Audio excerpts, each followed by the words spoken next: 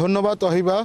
জাকসু নির্বাচন নিয়ে যে জল্পনা কল্পনা যে রয়েছে তার যে এখন বলা চলে কিছুটা স্বস্তির দিকে যাচ্ছে, কেননা পুরো ক্যাম্পাস জুড়ে, জাহাঙ্গীরনগর বিশ্ববিদ্যালয় ক্যাম্পাস জুড়ে এখন এখন তেমন কোনো সরগরম নেই। ছাত্রদের তেমন কোনো সমাগম আমাদের সকাল থেকে কোনো পক্ষ থেকে আমাদের কাছে কোনো ধরনের অভিযোগ এখন পর্যন্ত আমাদের কাছে জানানো হয়নি।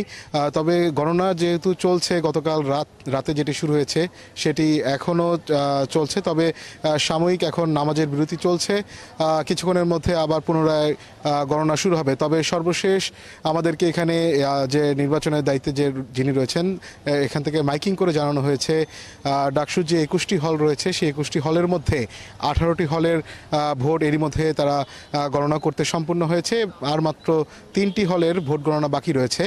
তবে এই হল সংসদ নির্বাচনের যে ভোট রয়েছে, যে প্রক্রিয়া, সেই ভোট গণনার শেষে মূলত শুরু হবে যে কেন্দ্রীয় জাকসু যে কেন্দ্রীয় সংসদ নির্বাচন রয়েছে, যে 15টি পদের জন্য বিভিন্ন প্রার্থী যে লড়েছেন তাদের ভোট গণনা শুরু হবে। তবে এই ভোট গণনা শুরু হতে হয়তোবা আমরা ধারণা করছি আরও হয়তোবা 2 ঘন্টা হয়তোবা সময় লাগতে পারে। এরপরে হয়তো কেন্দ্রীয় সংসদের ভোট গণনা শুরু হবে।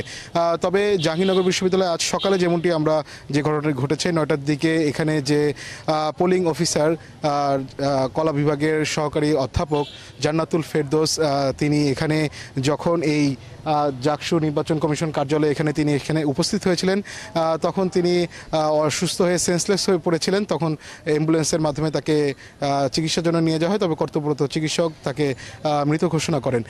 এই ঘটনার পরে আমরা এখানে দেখেছি যে জাহাঙ্গীরনগর বিশ্ববিদ্যালয়ে এখানে যে কলা ভবন ছিল সেখানে তার মরদেহ নিয়ে আসা হয়েছিল দুপুর 12টার দিকে।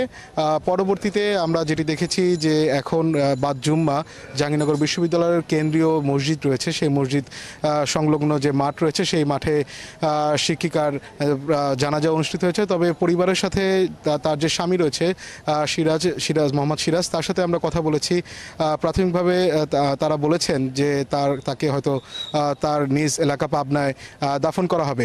তবে এই জাকসু নির্বাচন নিয়ে এখন পর্যন্ত ক্যাম্পাসের পরিস্থিতি বলা চলে এখন স্বাভাবিক রয়েছে। আইনশৃঙ্খলা বাহিনীর সদস্যরা তাদের সতর্ক অবস্থানে রয়েছে যাতে অনাকাঙ্ক্ষিত পরিস্থিতি তারা মোকাবেলা করতে পারেন। জি, এই ছিল অহিবা আমার কাছে জাকসু নির্বাচনের ভোট গণনা নিয়ে সবশেষ খবর।